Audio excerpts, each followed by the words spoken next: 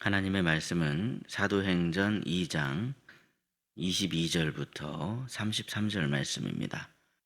하나님의 말씀을 우리 함께 읽겠습니다. 이스라엘 사람들아, 이 말을 들으라. 너희도 아는 바와 같이 하나님께서 나사렛 예수로 큰 권능과 기사와 표적을 너희 가운데서 베푸사 너희 앞에서 그를 증언하셨느니라. 그가 하나님께서 정하신 뜻과 미리 아신 대로 내준 바 되었거늘 너희가 법 없는 자들의 손을 빌려 못 박아 죽였으나 하나님께서 그를 사망의 고통에서 풀어 살리셨으니 이는 그가 사망에 매여 있을 수 없었음이라. 다윗이 그를 가리켜 이르되 내가 항상 내 앞에 계신 주를 배웠으며 나로 요동하지 않게 하기 위하여 그가 내 우편에 계시도다.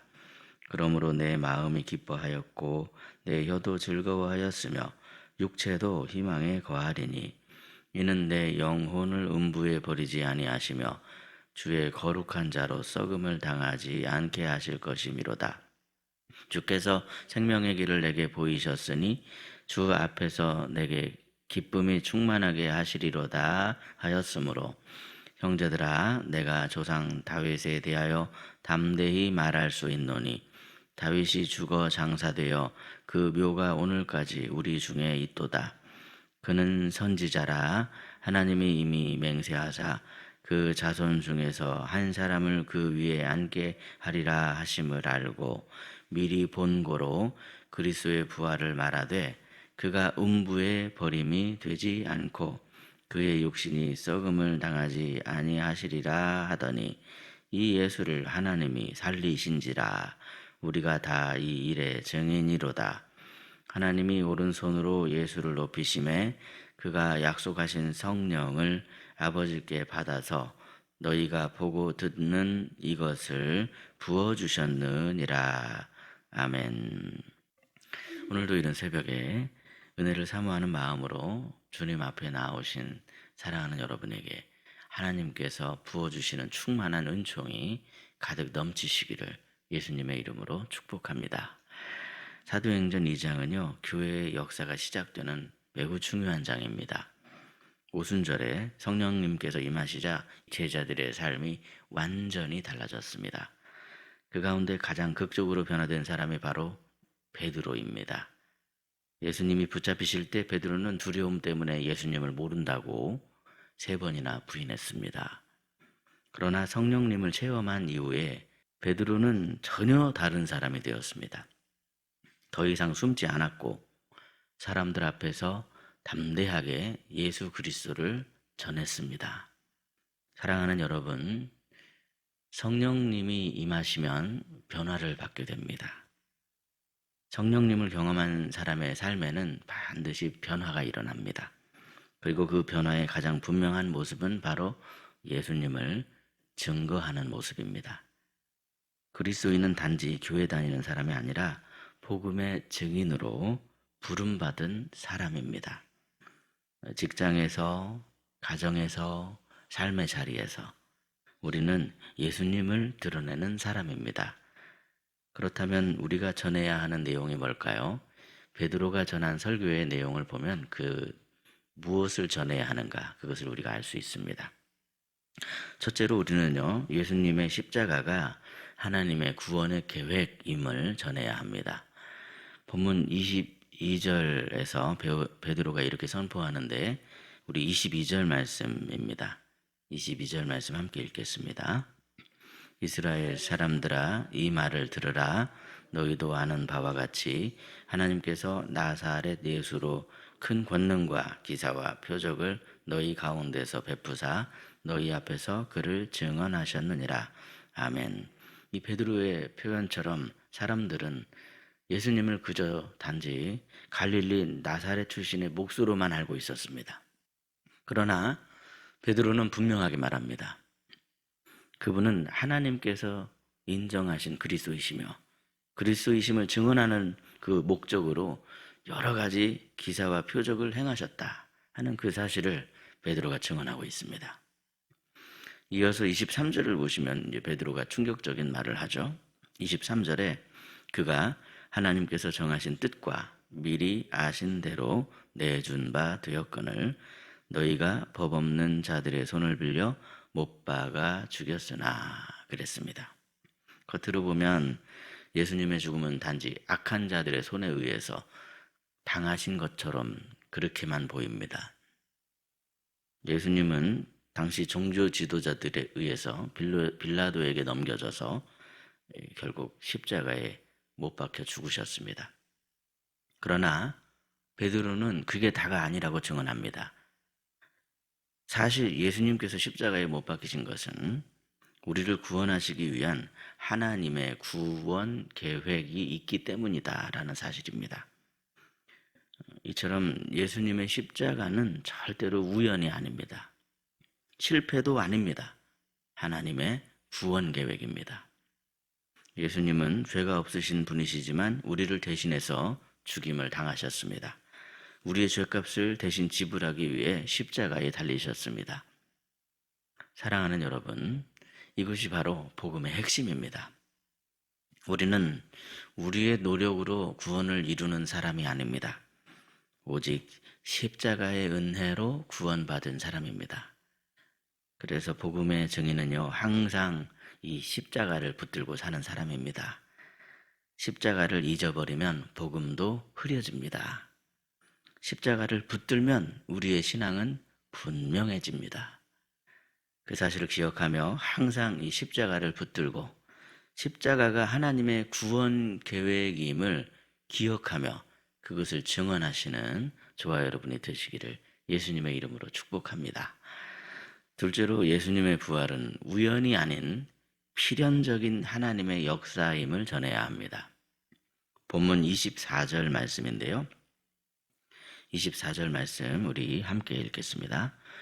하나님께서 그를 사망의 고통에서 풀어 살리셨으니 이는 그가 사망에 매여 있을 수 없었음이라. 아멘. 이 하나님의 구원 계획은 십자가의 죽음으로 그냥 끝난 것이 아닙니다. 예수님께서는 죽음을 이기시고 다시 살아나셨습니다. 베드로는요, 예수님이 다시 살아나신 이 사건이 그냥 갑작스러운 일이 아니다. 그것을 선포하고 있습니다. 베드로는 이 다윗의 시편을 인용해서 이 사건이 이미 성경에 예언된 일이다라는 것을 말씀합니다. 오늘 본문 27절은요, 다윗이 시편 지었는데 다윗의 시편을 인용하고 있는 그런 말씀인데요. 우리 27절 말씀도 함께 읽도록 하겠습니다. 27절 시작. 이는 내 영혼을 음부에 버리지 아니하시며 주의 거룩한 자로 썩음을 당하지 않게 하실 것이미로다. 아멘. 여기 지금 이처럼 베드로는 시편의 말씀을 인용해서 이 말씀이 다윗이 자기 자신에 대한 이야기를 한 게 아니라 장차 오실 메시아에 대한 예언을 지금 선포하고 있는 것이다 라는 것을 말씀하고 있습니다. 사랑하는 여러분, 메시아에 관한 이러한 지식이 우리에게 얼마나 중요한지 모릅니다. 예수님의 부활은요, 단순한 기적사건이 아니라 하나님이 말씀하신 그 말씀이 성취된 것임을 분명하게 깨달을 수 있기 때문에 그렇습니다. 이처럼 우리 하나님께서 약속하신 말씀은 실제 우리의 역사 속에서 반드시 이루어지게 된다는 사실을 꼭 기억하시기 바랍니다. 우리는 베드로처럼 하나님의 약속을 전파해야만 하는 사람들입니다. 본문 32절을 보십시오. 예수님을 살리신 분이 누구십니까? 바로 하나님이십니다. 우리가 다 이 일의 증인입니다. 여기서 중요한 단어는 바로 증인이란 단어죠. 하나님께서 반드시 약속을 지키신다는 사실을 확신한 사람은요, 다른 사람에게도 하나님께서 약속하신 말씀을 전해주게 되어 있습니다. 그 약속을 전해주는 사람을 성경에서 증인이다, 그렇게 이야기를 하죠. 사랑하는 여러분, 기독교 신앙은요, 단순한 철학이나 사상이 아닙니다. 하나님의 약속이 이 역사 속에 반드시 나타나게 될 거라는 믿음입니다. 예수님께서는요, 하나님의 약속대로 실제로 십자가에 달리셨고 실제로 부활하셨습니다. 그래서 우리는 담대하게 말할 수 있습니다. 예수님은 살아계시며 지금도 역사하십니다. 그리고 약속하신 말씀대로 마지막 날에 다시 오실 것입니다. 이러한 약속의 말씀을 굳게 붙잡으심으로 하나님을 반대하고 성도를 박해하는 세상을 조금도 두려워하지 마시고 모든 상황 속에서 하나님의 신실하심을 증언하는 증인된 삶을 살아가는 저와 여러분 되시기를 예수님의 이름으로 축복합니다. 셋째로 우리는 승천하신 예수님이 우리에게 성령님을 보내주셨다라고 하는 사실을 증언해야 합니다. 본문 33절 말씀인데요. 우리 33절 말씀 함께 읽겠습니다. 하나님이 오른손으로 예수를 높이심에 그가 약속하신 성령을 아버지께 받아서 너희가 보고 듣는 이것을 부어주셨느니라. 아멘. 이 예수님께서는 부활하신 후에 승천하셨습니다. 그리고 지금은 하나님의 보좌 우편에 앉아 계십니다. 그리고 마침내 마지막 날에 주님은 다시 이 땅에 오실 것입니다. 그런데 주님께서는 세상에 있는 이 믿음의 성도를 그냥 가만히 방치해 두지 아니하십니다. 주님은 우리에게 성령님을 부어주셨습니다. 오순절에 임한 성령님은 단순한 신비 체험이 아니라는 거예요. 부활하시고 승천하신 예수님께서 지금도 교회와 함께 하시고 교회의 힘과 능력을 더해 주시며 그 교회를 사랑으로 이끌어 가신다라고 하는 사실을 우리가 깨달을 수 있습니다. 사랑하는 여러분, 우리가 복음의 증인이 될 수 있는 이유는 우리의 능력이 막 탁월해서가 아닙니다. 우리가 복음의 능력을 증언할 수 있는 이유는 우리와 함께 하시는 성령님 때문에 그렇습니다. 성령님의 능력이 있기 때문에 그런 거예요. 베드로를 보십시오. 그는 원래 담대한 사람이 아닙니다. 작은 여종의 의심에도 두려워하면서 막 변명하던 그런 사람이었습니다. 그러나 성령님께서 임하시자 그는 수천 명 앞에서 담대하게 복음을 선포하는 사람이 되었습니다. 이처럼 성령님은요, 사람을 바꾸십니다. 두려움을 담대함으로 바꾸십니다. 침묵을 증언으로 바꾸십니다. 그래서 복음의 증인은 자신의 능력으로 살아가는 사람이 아니라 성령님의 능력으로 사는 사람입니다. 복음의 증인은 특별한 몇몇 분들만 되는 것이 아닙니다. 저 같은 목사만 되는 게 아닙니다. 예수님을 믿는 모든 사람이 복음의 증인입니다. 가정에서, 일터에서, 학교에서 우리는 예수님을 드러내는 그런 사람입니다. 때로는 우리가 평소에 사용하고 있는 언어로 복음을 전하게 될 것입니다.